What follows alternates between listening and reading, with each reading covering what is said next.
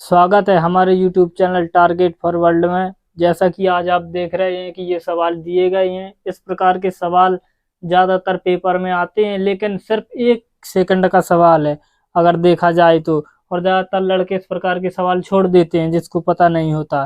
तो आज हम बताते हैं कि किस प्रकार ये सॉल्व होते हैं। ये सवाल ये दिया है under root 12 plus under root 12 plus under root 12 dot dot infinite तक दिया है ये हमारा। तो हम देखते हैं कि ये किस प्रकार हमारा सॉल्व होगा सवाल।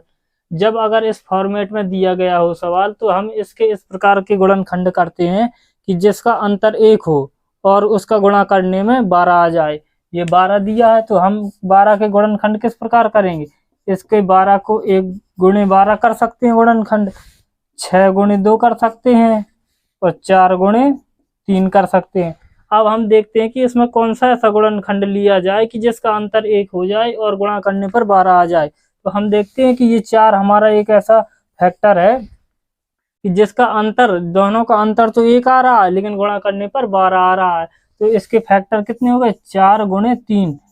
अगर यहाँ पर प्लस दिया है 12 प्लस अंडर रूट 12 प्लस, अगर यहाँ बीच में प्लस दिया है कहीं, तो हम देखते हैं कि जो बड़ी वाली संख्या होती है वही हमारा आंसर हो जाता है। और जब इसके विपरीत अगर माइनस दिया रहता है तो ये छोटी वाली संख्या हमारा आंसर हो जाती है। तो इसका आंसर कितना हो जाएगा, इसका आंसर हमारा 4 हो जाएगा। इसका आंसर हमारा कितना, 4 हो जाएगा। अब हम देखते हैं ये दूसरा सवाल दिया गया है under root 20 minus under root 20 minus under root 20 dot dot n तक गया है ये हमारा। तो इसको किस प्रकार करें, इसके कितने गुणनखंड होंगे।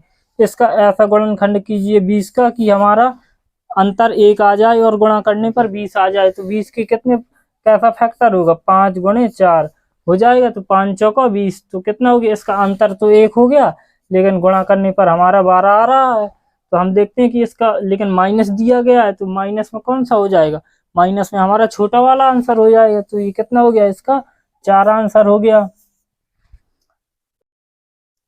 अब हम देखते हैं कि ये दूसरा सवाल हमारा दिया गया है under root 7 plus under root 7 गुणा में अंडर रूट 7।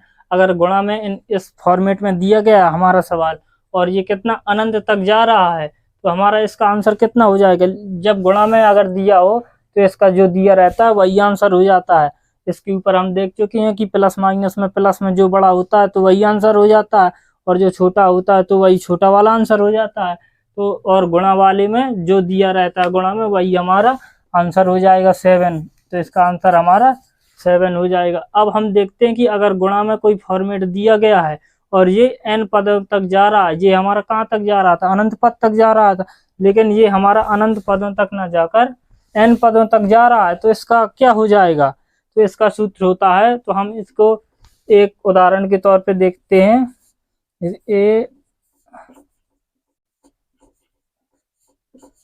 ये हमारा फॉर्मेट दिया गया है, एक उदाहरण लिया हमने, a मान लिया इसको थोड़ी देर के लिए। हम देखते हैं इसका सूत्र हो जा है a⁴n-1 बटे 2 की पावर, ये हमारा सूत्र हो जाता है। अब हम देखते हैं कि ये हमारा सवाल दिया गया है, a की जगह में हमारा कितना दिया, 7 और यहाँ 2 और n में कितने पद दिए गए हैं हमारे, 1 2 3 पद दिए गए हैं ये हमारे। तो n की जगह हमारा कितना हो जाएगा, 3 हो जाएगा, -1 बटे 2 की पावर 3। तो कितना हो जाएगा, 3 दूना 6 -1 और 2 की पावर 3 8 हो जाएगा। तो 7 की पावर 5 बटे 8 ये हमारा आंसर हो जाएगा। अगर ये दिया है इस फॉर्मेट में तो हमारा आंसर ये हो जाएगा। अगर इनफाइनेट तक दिया है तो हमारा 7 ही आंसर होगा, जो दिया गया है वही आंसर होगा। लेकिन अगर यहाँ तक n पदों तक कोई दिया है, अगर यहाँ n पद की जगह 5 पद 6 पद 10 पद 20 पद जितने भी दिए हों तो n की जगह जितनी पदों की संख्या होगी तो वहां रख देंगे और जो हमारा बेस में अंडर रूट में चल रहा होगा वो हम एक ही जगह रख देंगे।